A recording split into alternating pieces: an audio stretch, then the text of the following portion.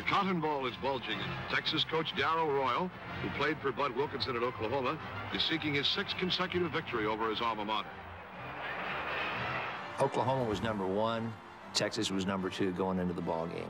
Both teams were unbeaten, obviously, and the rivalry at that point really had stirred to a boil. The two teams clearly were vying for national honors. That's the game that probably defined the rivalry. Now it was more than just the Red River Shootout. It was a battle for #1.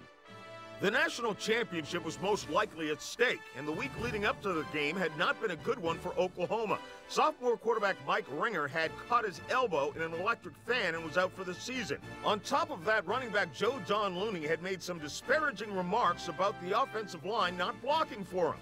The Sooners were in turmoil, yet they remained a 3-point favorite. It was Texas, though, who would ultimately dominate. The Longhorns scored first and never looked back.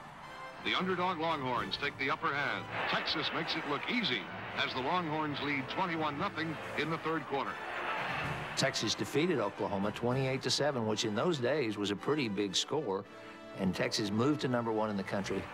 The Longhorns had taken the top-ranked Sooners and embarrassed them. That season, Texas would remain undefeated, its first unbeaten season since 1920. When all was said and done, Darrell Royal was at the top of his game, and Bud Wilkinson had coached his last game for the Sooners.